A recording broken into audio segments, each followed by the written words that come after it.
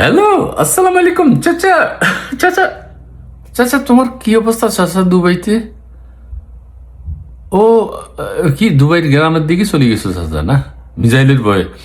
চাচা একটু সাবধানে থাকো। আর চাচা, ও যে কারণে ফোন করছি তোমার এই বিপদের সময়ও, তোমার তো মোবাইলে ফাইনাল কানেকশনে খুব ঝামেলা হইতেছে। চাচা যে কারণে ফোন করছি, ইরান যুদ্ধ নিয়ে আমেরিকা আর ইসরায়েল যে আক্রমণ করছে, এটা নিয়ে দুই একটা কথা যদি তুমি না কও, তাহলে তো আমি সব কথা জবাব দিতে পারতেছি না চাচা। না, জানতে চাই হলো ইরান আমেরিকা ইসরায়েলের যুদ্ধের এটা কি হইব চাচা?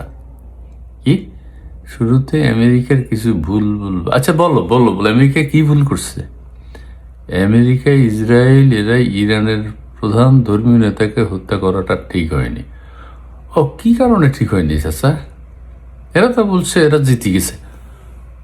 ধর্মীয় নেতাকে হত্যার পর ইরানের সকল বংশ গোত্র সব এক হয়ে গেছে। ও, তার মানে ইরানের মানুষ ঐক্যবদ্ধ হয়ে গেছে। আর কি হয়েছে চাচা? ইরানের স্কুলে বাচ্চাদেরকে হত্যা করাটাও ঠিক হয় নাই। ও, এখন কি হয়েছে চাচা এর পরিণতি? মানে আমেরিকা ইসরায়েল মনে করছিল ইরানের ভিতরে একটা সংঘাত শুরু হইবে, বিপ্লব শুরু হইবে। ও সেটা তো হয় না চাচা। ও, খমিনি আর বাচ্চাদেরকে হত্যা কইরা ওই জন্য।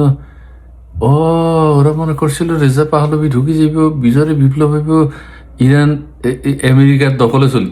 আচ্ছা আচ্ছা আচ্ছা আচ্ছা আচ্ছা। আমেরিকা মনে করছিল ইরান তো 2-4 দিনের মধ্যে শেষ হয়ে যাবে। এখন তো 12-14 দিন চলতেছে চাচা।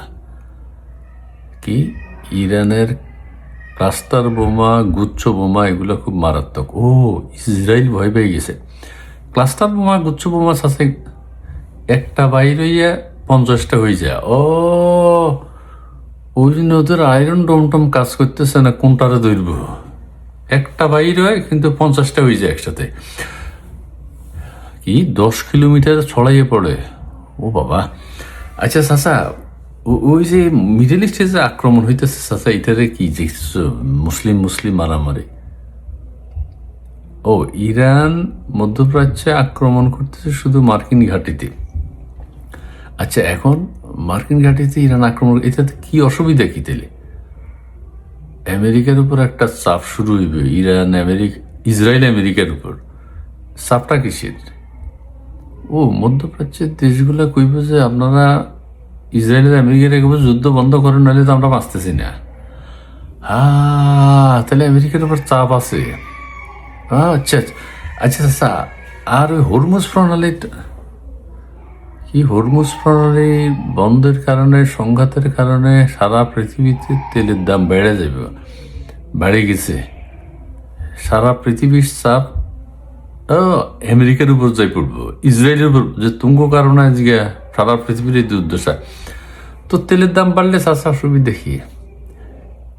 তেলের দাম বাড়লে যাত্রী পরিবহনের খরচ বাড়বো, পণ্য পরিবহনের খরচ বাড়বো, মানে সারা পৃথিবীতে সব কিছুর দাম বাড়ি যাইব। এটা আমেরিকার লাই চাপ হইব। আচ্ছা আচ্ছা আচ্ছা আচ্ছা। আমেরিকাতে বলে চাপে আছে চাচা, মহা চাপে। মানে কি করবো না করবো বুঝে উঠতে পারতেছে না। ইরান যে এতদিন টিকি যাইব। তুমি যেগুলো কইছো এগুলো তো ঠিকই। আমেরিকার প্রথম বলিল তাহলে ওই যে ধর্মীয় নেতারা মারাটা ঠিক হয়নি। আচ্ছা, ইরান ঐক্যবদ্ধ হয়ে গেছে এখন, কোন বিপ্লব? আচ্ছা আচ্ছা আচ্ছা আচ্ছা আচ্ছা। দেখে এখন আমগো তো চিন্তা নাই, মানে আমরা তো আমগো দেশে আমেরিকান কোনো ঘাঁটি নেই, কোনো আক্রমণও নাই। মধ্যপ্রাচ্য, হ্যাঁ, তাহলে মধ্যপ্রাচ্যের উপর যত আঘাত হইব তত আমেরিকার উপর চাপ বাড়বে যে যুদ্ধ বন্ধ করো। আচ্ছা আচ্ছা, তুমি সাবধানে থাকি একটু।